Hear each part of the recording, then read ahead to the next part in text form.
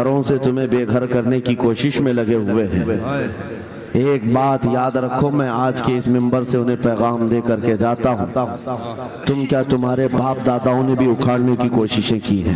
کیا بات! اور صرف یہ ایک خطہ نہیں ہے، ایک خطہ نہیں ہے، ان کیڑوں کی تو کوئی حیثیت نہیں، ان کا باپ اسرائیل مل کر غزہ کو کچھ نہیں کر سکا۔ قتل کرنے کا مطلب فنا کرنا نہیں ہوتا۔ اسرائیل جیسی ظالم طاقت جس کے پاس سپر پاور طاقتیں، پیٹروٹ میزائل بھی ہیں، دادا امریکہ ساتھ میں کھڑا ہوا ہے، یورپی یونین ساتھ میں کھڑی ہے، اور نہتے کنکریاں لے کر کھڑے ہونے والے بچوں کا مقابلہ کر رہے ہیں، اور ایک دو نہیں 10,000 سے زیادہ قتل بھی کر ڈالے، بچوں کو مار بھی دیا، لیکن پیٹ نہیں بھرا، ڈر ختم ہی نہیں ہوا۔ وہ ڈر ابھی بھی ختم نہیں ہوا، ہزاروں کو قتل تو کر لیا، لیکن رات کی نیند اور چین ابھی بھی بیکار ہے، غارت ہے، کیونکہ انہیں اندازہ ہے اس بات کا کہ ان میں ایک بھی زندہ باقی رہ گیا تو کل کا وہ صلاح الدین بن سکتا ہے۔ کیا بات! تاریخ دہرائی جا سکتی ہے۔ تمہارے علاقوں کو اکھاڑ پھینکنے اور اس کو بے گھر کرنے کی ایک ہی سازش ہوتی ہے کہ یہ غلامان امت محمدیہ میں رسول پاک صلی اللہ تعالیٰ علیہ وسلم کی اس امت میں کوئی شیر بیدار نہ ہو جائے، ورنہ کتوں کی نیند حرام کر کے رکھ دے گا۔ کیا بات! میرے عزیزو، اپنی ویلیو سمجھو، اپنی حیثیت سمجھو۔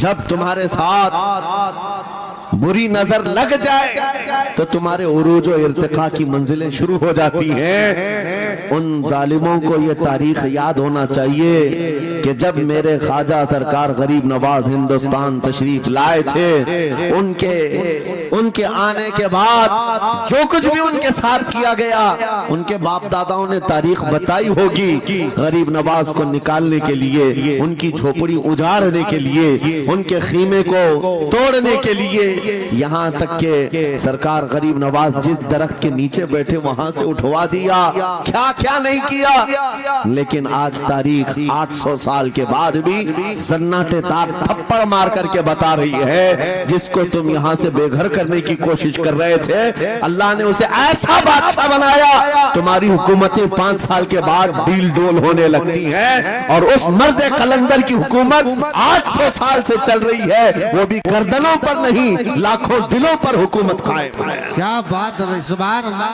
قرآن میں اللہ فرماتا ہے وَأَمَّا مَا يَنْفَعُ النَّاسَ فَيَمْكُثُ فِي الْأَرْضِ، جو لوگوں کو نفع دیتا ہے وہ زمین میں برقرار رہتا ہے۔ قرآن کی آیت پڑھ کر کے میں تمہیں حوصلہ دیتا ہوں، تمہیں یہ حوصلہ دیتا ہوں۔ اللہ نے قرآن میں فرمایا اِنَّ أَرْضِي وَاسِعَةٌ، میری زمین بہت کشادہ ہے، میری زمین بہت کشادہ ہے۔ رب تعالیٰ فرماتا ہے وَلَقَدْ كَتَبْنَا فِي الزَّبُورِ مِن بَعْدِ الذِّكْرِ أَنَّ الْأَرْضَ يَرِثُهَا عِبَادِيَ الصَّالِحُونَ، ہم نے زبور میں یہ لکھ دیا ہے کہ ہم اس زمین کا وارث نیک بندوں کو بنائیں گے۔ سبحان اللہ!